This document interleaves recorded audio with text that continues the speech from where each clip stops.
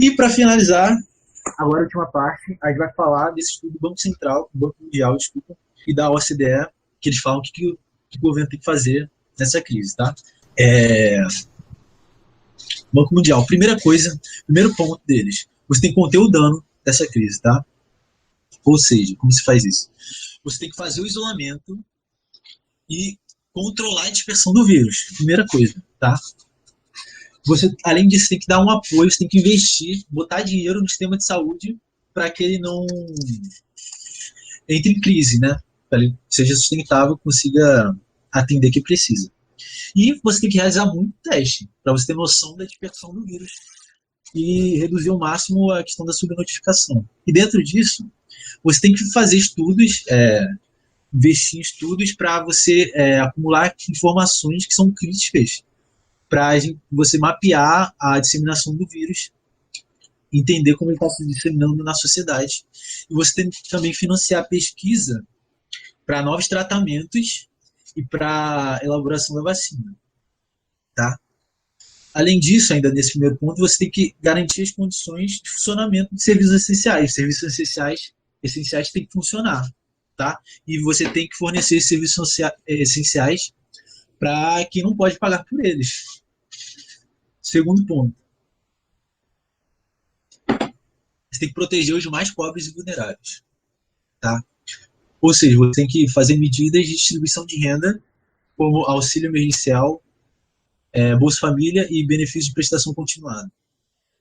Você tem que fazer com que as pessoas pobres tenham a alimentação, né? Você tem que garantir um nível mínimo de nutrição, podendo, sei lá, dar cesta básica para elas e tal.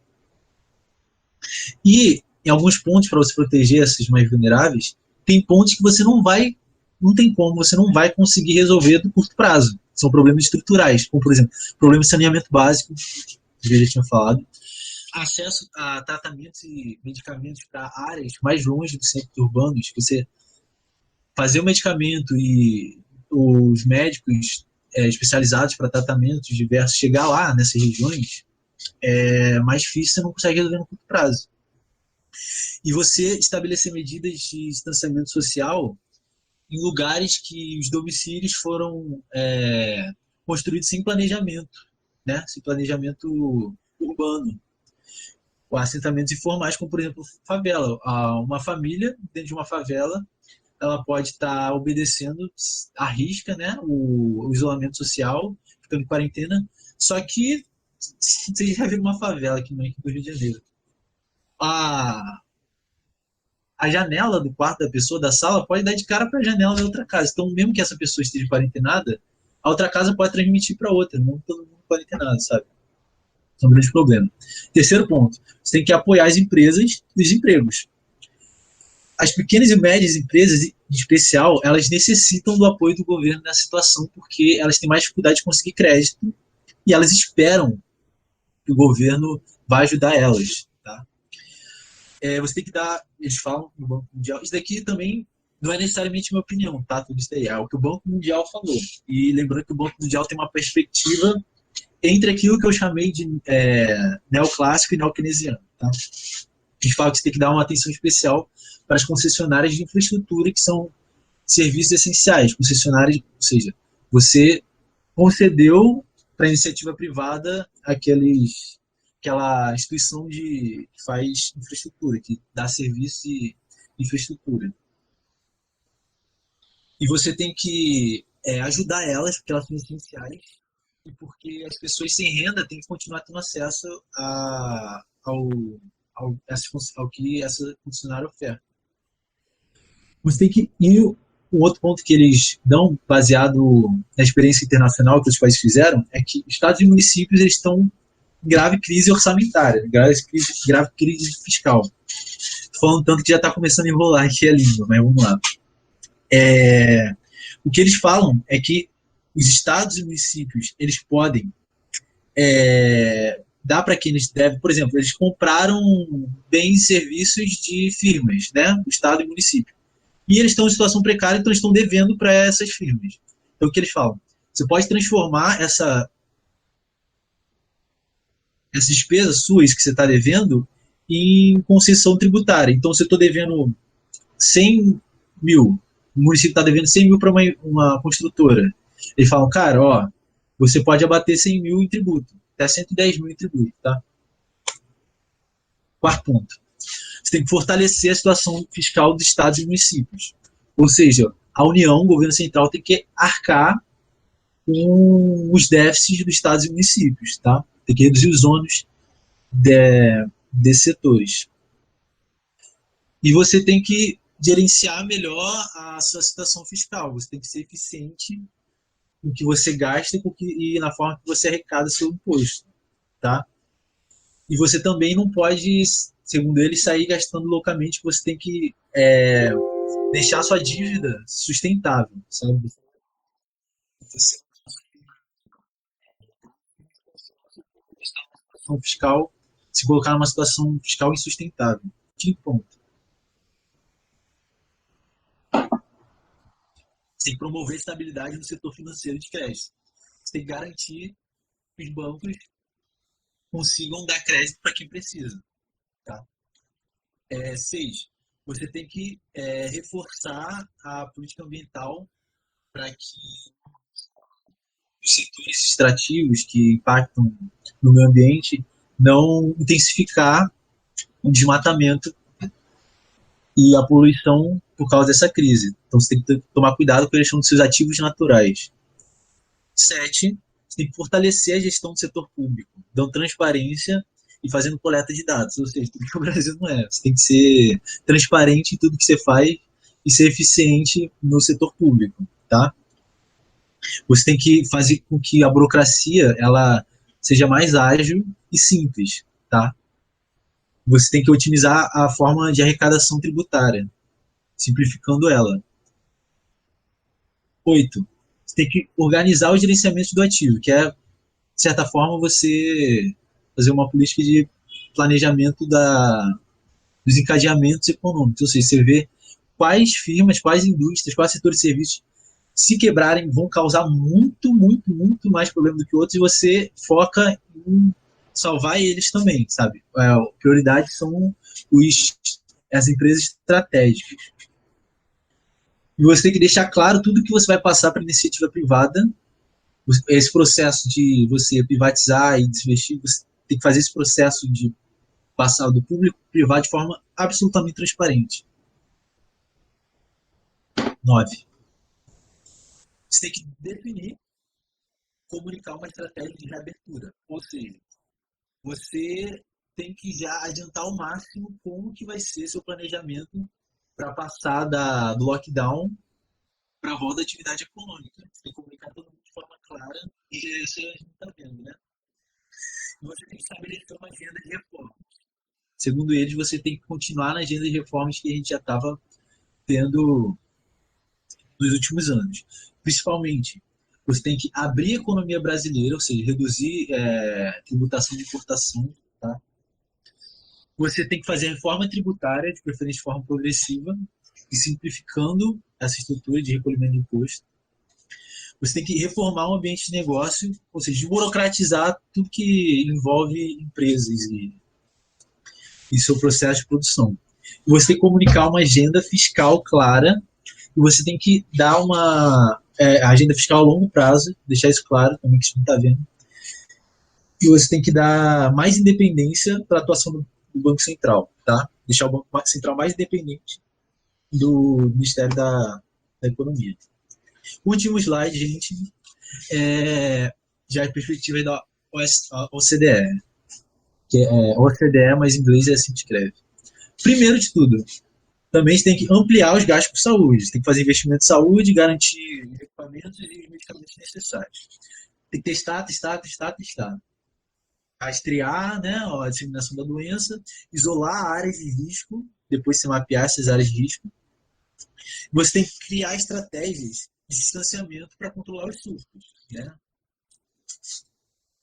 Você tem que fortalecer também uma cooperação global, ou seja, você tem que ter um perfil multilateral, né, no cenário internacional, para você conjuntamente desenvolver e depois de pronto distribuir tratamentos.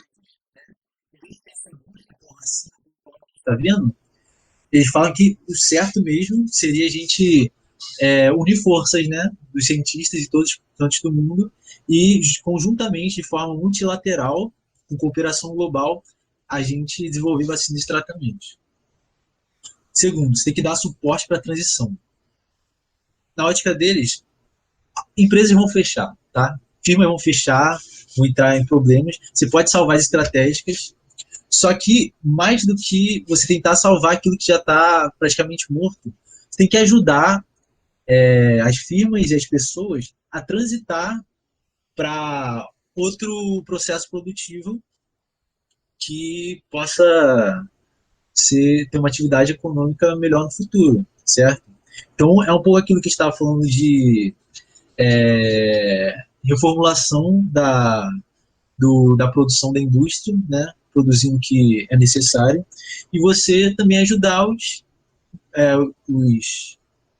trabalhadores assalariados a transitar de uma firma para outra. Você tem que ajudar eles, dar os técnicos, você tem que fortalecer as políticas de proteção de renda também, auxílio emergencial, Bolsa Família, benefício para esse continuado. Você tem que facilitar a reestruturação das firmas e acelerar a digitalização. Ou seja, você tem que torná-las mais competitivas e fazer com que os processos dela, processo de burocracia, geral, o processo de produção dela, seja mais rápido, mais efetivo, mais simples, e para isso você tem que, de certa forma, digitalizar esses processos, né? E você tem que manter a liquidez, ou seja, fornecimento de crédito no prazo, e se precaver em turbulência no sistema financeiro. Então você tem que olhar de perto e fazer uma política de regulação se precisar, para não causar grande volatilidade, tá? Por aquela perspectiva miskiana. Você tem que saber onde você está no ciclo direitinho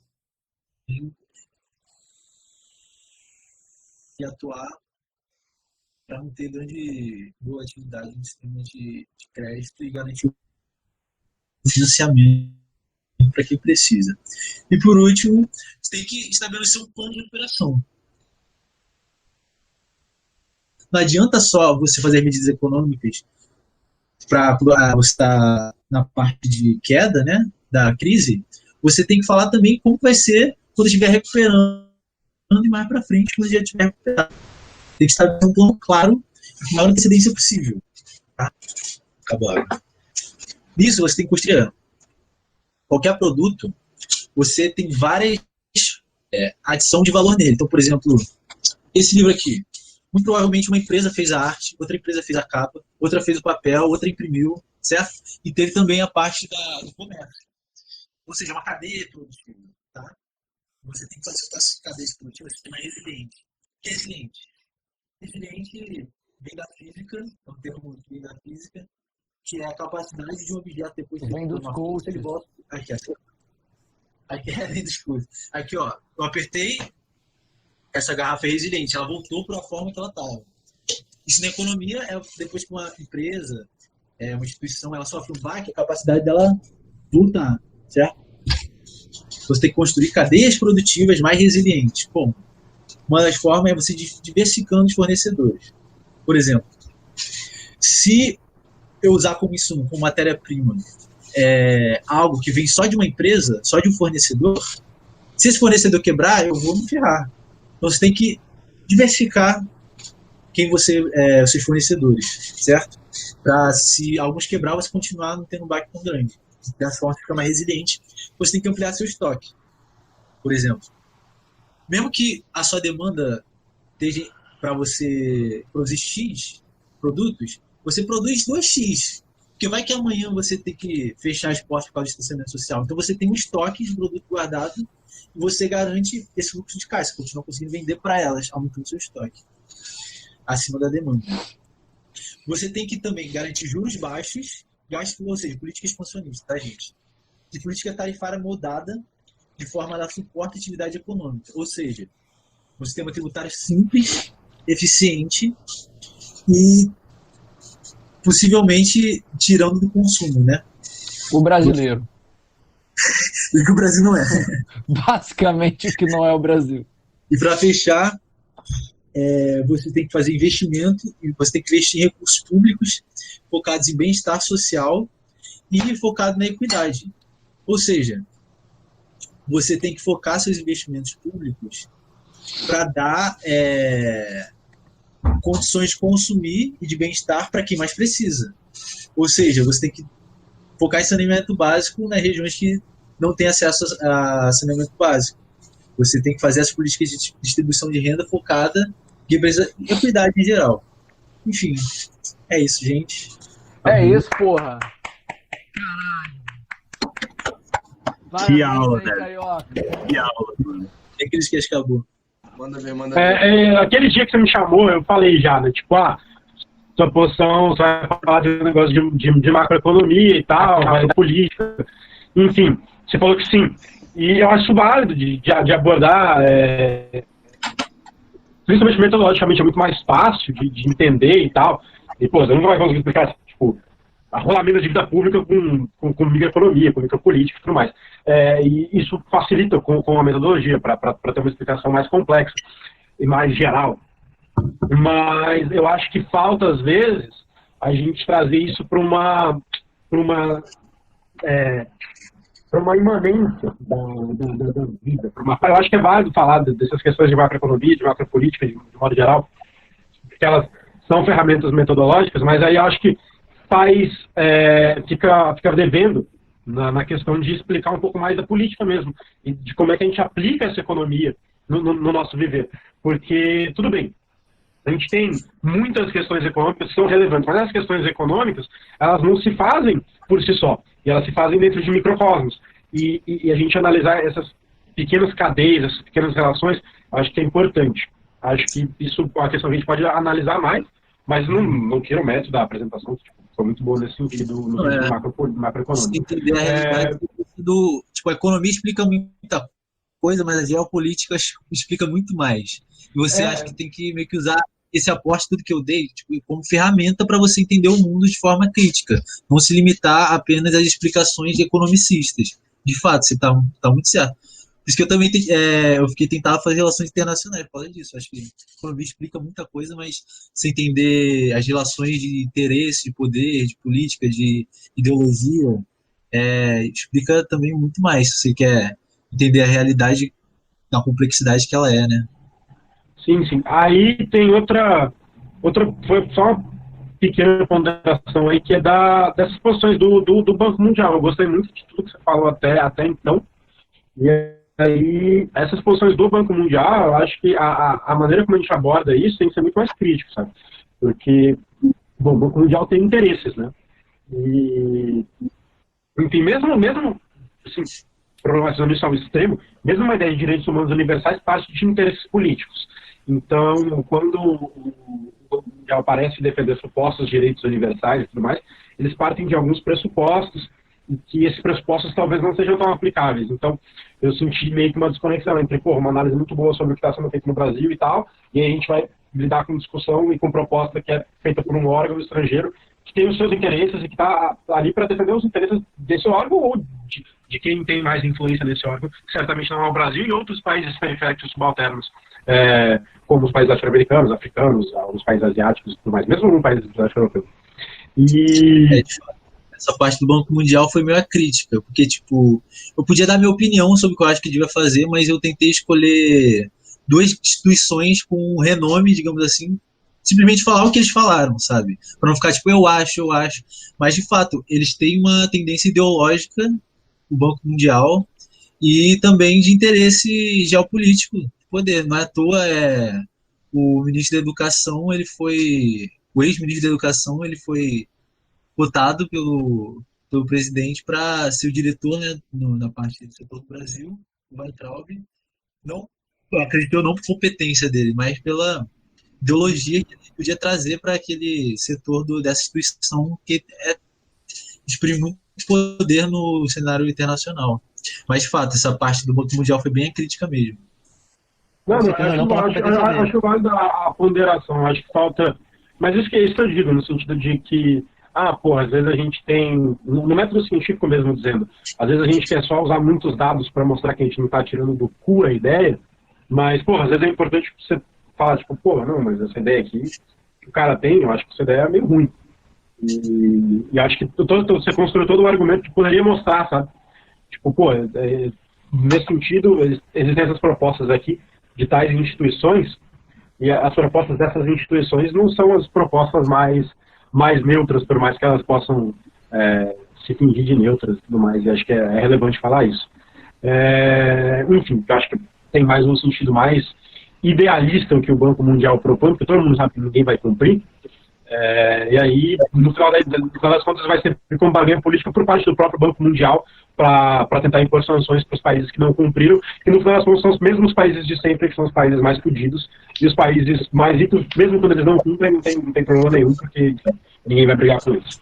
E acho que é isso, cara, de avaliar mesmo as questões mais micropolíticas, as questões mais não individuais, porque a gente não tem que lidar com o indivíduo, pessoal, cada um, mas lidar com esses microcosmos. Eu acho muito legal que você trouxe, por exemplo, quais são as populações, tipo, índice de pessoas pretas ou pardas que estão em situação de desocupação, ou quais são as mulheres que estão em situação de ocupação e tudo mais. Acho que a gente tem que trazer mais intersexualidade entre essas questões para poder explicar, porque 14%, 13% de pessoas ocupadas, isso não quer dizer nada. Agora, 14% das pessoas ocupadas, quantos por cento dessas pessoas são pessoas pretas, quantos por cento das pessoas são mulheres, quantos por cento das pessoas são mulheres pretas, são pessoas transgênero, enfim, desses grupos subalternos. Isso explica muito mais da realidade quando a gente faz essas intersecções, e que a PNAD faz, inclusive, e acho que a gente pode abordar isso aí no nível maior.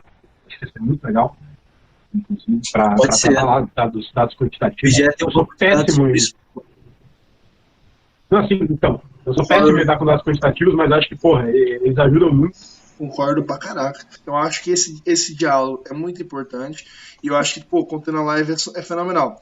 Eu ia dar a sugestão do seguinte: eu vou encerrar a live, e se vocês quiserem reabrir ela, e aí você reabre com o seu PC, será? Pode ser. Carioca. Mas eu acho que hoje pode pegar essas discussões políticas e tal e fazer outra toca, pô. Nem tô te perdendo. Então, Carioca, parabéns, velho. Seu TCC foi 10. Galera, e fiquem à vontade aí, se vocês quiserem ficar conversando, por favor. Encerrar a live não quer dizer que o bate-papo. Eu e o Carioca da última foi até puxar um play. Nossa, foi bom. Mas enfim, encerra então antes que batam em você, a namorada da tia Grida. Pessoal, ela já foi. Pois é. Tá de boa aí. Olha lá. Pessoal, mas, enfim, Lucas já foi agredido. Não, eu tô vivo. Por tudo. Eu gostaria de ter sido mais presente, mas foi do caralho. E vamos que vem, vamos que você vai ter mais. Vamos que vem, beleza. Valeu, gurizada. Até mais. Valeu.